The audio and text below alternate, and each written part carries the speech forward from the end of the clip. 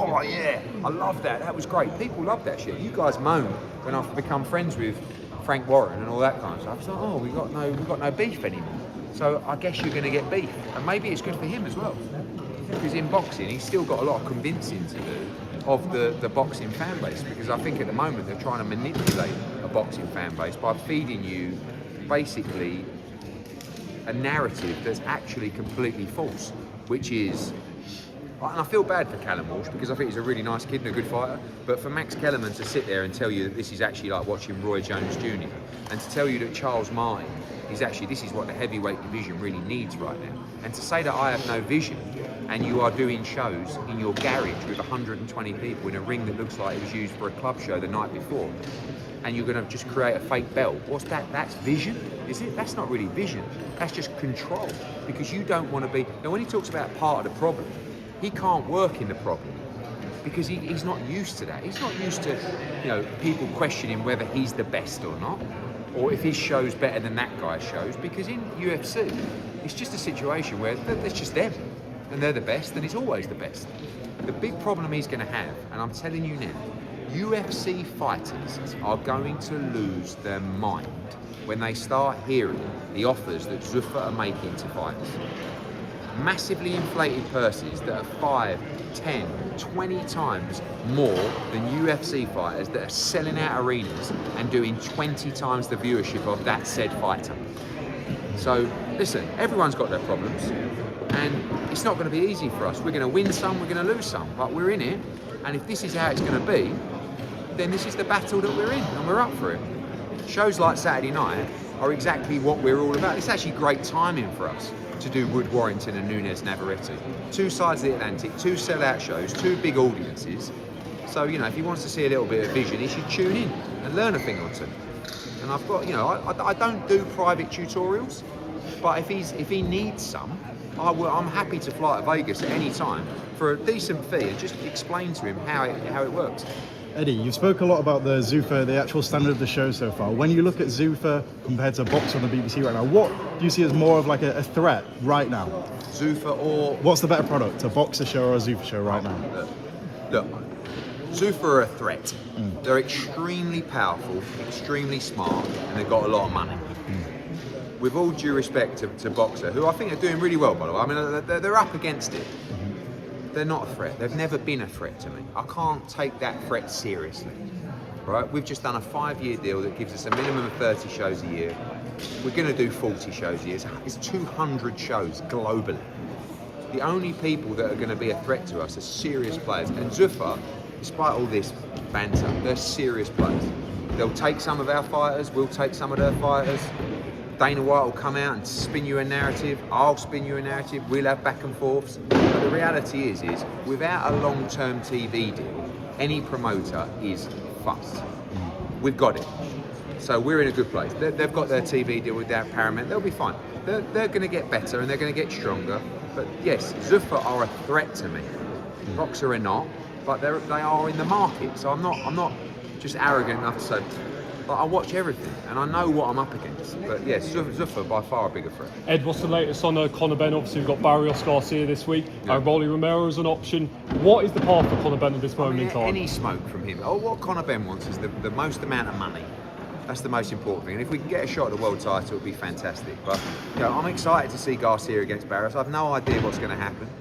Obviously you've got Lewis Crocker's fighting Liam Paro. You've got Josh Kelly up at 154 as well with a world title. You've got Shakur Stevenson called out Conor Benn. So I don't think he's going to be short of options. But yeah, Saturday night will be interesting to see because obviously he's mandatory for the winner of that fight as well. What's the situation with Gearsov? So obviously if Conor Benn fights Rolly Romero, Gearsov has to be comfortable with that decision. He has an order to fight Rolly Romero for the world title. He's our fighter as well. So, it's a situation where we could only do the fight if Gearsov was happy with the position. And we'd have to have that conversation if we were in a position to do so. He obviously was very adamant that Rolly wasn't stepping aside for that Pacquiao fight. How confident are you? Yeah, we've spoken to his team already, and it's not something they want to do. I mean, we have exactly the same problem at the moment with Andrew Maloney and Wilbaldo Garcia. We want to make Bam's undisputed fight. We're about to move towards an announcement for Bam's next fight, and we'd like that to be against Wilbaldo Garcia. But Andrew Maloney's saying, I'm not stepping aside. And it's like, well, how much do you want? And it's like, well, no, I don't want money. I'm not stepping aside. So, you have to manoeuvre around these situations. Sometimes, if there is a lot of money in the pot, there's a solution. But we'll have to see. Next for Bam? Possibly. I mean, I really want Bam to become undisputed. But do we have a defence at Superfly and then wait for the winner of that fight, or do we move up to Bantam and then come back for the undisputed? Not ideal, but we'll speak to Robert Garcia and see which way we're going to have to go. That's if we can't deliver Wilbaldo Garcia, which we're still trying to do. Ed, this morning, John Fury responded to Carl Froch. Obviously, the incident on Monday, and John's offered to fight him on Tyson's undercard at Tottenham Hotspur. Do you see that being well, how would that go? No, I mean, listen, I can't deny I wouldn't watch it. Do you know what I mean? It's not really. I mean, how old's John Fury? 60 odd. Not the best, but listen, he's entertaining. I mean, I'm sure he's very capable of looking after himself in some surround. I think Carl Froch would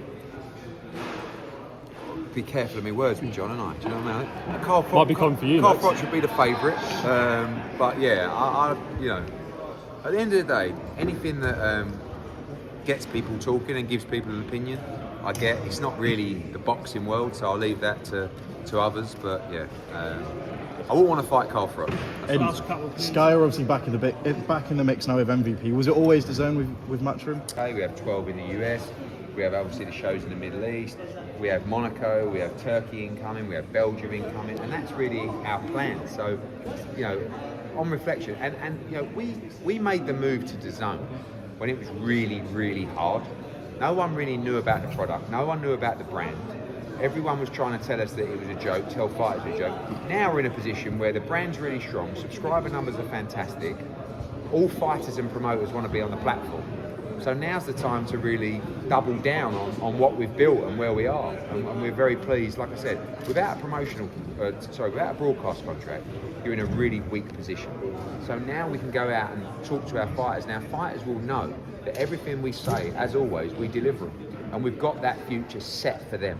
They are in a solid place, locked in for their whole career, and that's really important. There's rumours Johnny Fisher offered. He said that he's been offered life-changing. What's his heart's on life? Yeah, well, we were offered life-changing for Johnny. So it was a fight that was coming on to the Tyson Fury card. Spencer Brown approached me, and Dr. Rakan approached me, and Johnny was at the presser for Netflix, and they said, we'd love to have you on the card. So they phoned me up. They made an offer for him to fight TKV. It was a lot of money, but Johnny kind of said to me that I said to him, Johnny, like, if you want this fight, and you think that, for me, the most important thing is, are you going to be 100% ready to win this fight? And basically the answer was no, right? But I can get in. I'm training. It's 6 weeks away. It's not ideal, but it's a lot of money. I said, Johnny, if your heart wants to take this fight, take it. I'll talk to, no problem. Don't worry about me. If this is the right thing for you, do it.